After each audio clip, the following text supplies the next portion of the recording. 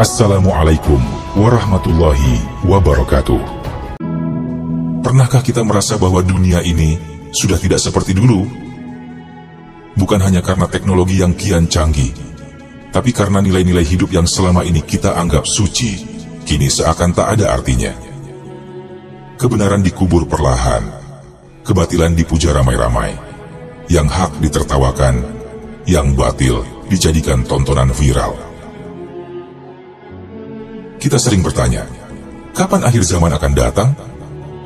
Padahal, kita tak sadar bahwa akhir zaman bukan sedang menuju kita, tapi kita yang sedang berjalan di dalamnya. Ini bukan lagi sekadar tanda-tanda. Ini adalah kenyataan yang sudah nyata di depan mata. Lihatlah dunia saat ini, di Gaza, dan banyak wilayah lain. Anak-anak dibom tanpa ampun. Manusia dibantai tanpa rasa bersalah. Dunia diam. Bahkan negara-negara besar hanya saling berdebat soal siapa yang benar, bukan soal nyawa manusia yang melayang. Itulah zaman ketika darah tak lagi bernilai. Lihat pula moral masyarakat. Perzinahan jadi tren. LGBT dipromosikan sebagai kebebasan. Narkoba jadi gaya hidup. Yang haram dijual bebas, yang halal dikekang dengan aturan. Uang kehilangan nilainya. Krisis ekonomi bukan hanya menimpa negara miskin, tapi juga negara adidaya.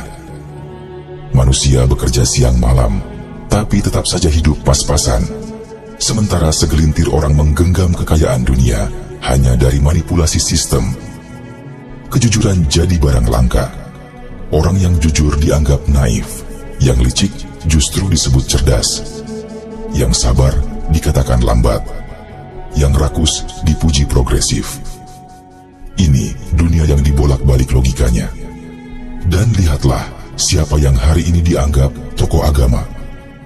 Ustadz dan ustazah instan, viral di TikTok karena ceramah 2 menit tentang akhlak yang terlalu umum, tiba-tiba dianggap panutan umat. Diundang kemana-mana, dibayar mahal, ikut iklan, buka endorsement, bahkan ikut bisnis atas nama dakwah. Isi ceramahnya ulang-ulang nasihat lama. Kita sudah dengar dari kecil, bahkan emak kita pun bisa menyampaikan itu tanpa harus jadi ustazah. Namun, karena mereka viral, maka mereka dipercaya. Seolah agama bisa dipahami hanya dari popularitas. Yang penting, lancar bicara, senyum di kamera, ramah di komentar. Padahal, isi Al-Quran tidak mereka pahami dengan mendalam. Seringkali, ayat hanya dijadikan bumbu, bukan sebagai petunjuk. Sementara, yang benar-benar paham isi Al-Quran, yang menyampaikan kebenaran dengan apa adanya, justru hidupnya jauh dari panggung. Dicap sesat, dikucilkan, dibilang menyimpang. Padahal merekalah yang memikul amanah menyampaikan isi firman Allah tanpa takut dibenci manusia. Mereka bukan mencari panggung, mereka membawa peringatan.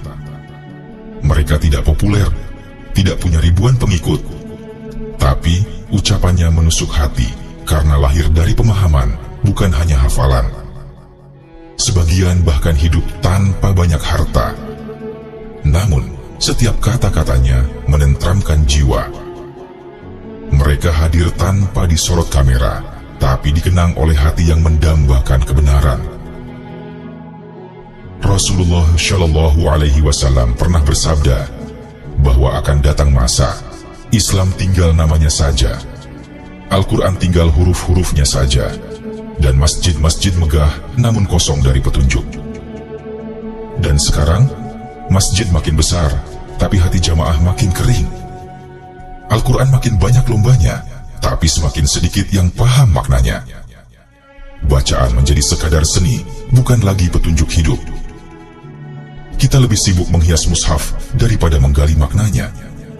Kita lebih bangga dengan tajwid anak-anak daripada akhlak dan ketakwaan mereka. Kitab suci dijadikan bahan dagangan. Ayat-ayat dijual untuk kepentingan konten, tapi hati hampa. Karena ruh Al-Quran telah lama kita tinggalkan. Kita sedang berada di masa yang disebut dalam hadis, akan datang kepada manusia tahun-tahun penuh tipu daya. Orang yang jujur dianggap pendusta, pendusta dianggap jujur. Orang yang amanah dianggap pengkhianat, dan pengkhianat dipercaya. Itu bukan ancaman masa depan. Itu potret hari ini. Lihat media sosial kita. Orang berdusta demi viral. Orang memfitnah atas nama opini. Kita menyaksikan fitnah seperti makanan harian, hingga tak sadar bahwa jiwa kita sedang mati pelan-pelan. Fitnah bukan lagi godaan sesaat, tapi telah menjadi budaya. Budaya yang kita nikmati setiap hari lewat layar. Perhatikan alam. Bumi makin panas. Hujan tak menentu. Banjir dan gempa terjadi di luar nalar. Sinyal dari langit dan bumi sudah berbicara, tapi manusia sibuk dengan konten, dengan tren, dengan lomba popularitas. Bahkan, bencana alam pun kini jadi ladang konten. Semua berlomba-lomba jadi yang pertama posting, bukan jadi yang pertama membantu. Kita terlalu asik membuat dunia nyaman, hingga lupa bahwa dunia ini bukan rumah abadi. Bumi ini sedang tua, usianya mendekati akhir. Namun manusia masih sibuk dengan ego dan pundi-pundi. Lalu apa yang harus kita lakukan? Kembali pada Al-Quran, bukan sekadar bacaan tapi kita hayati maknanya.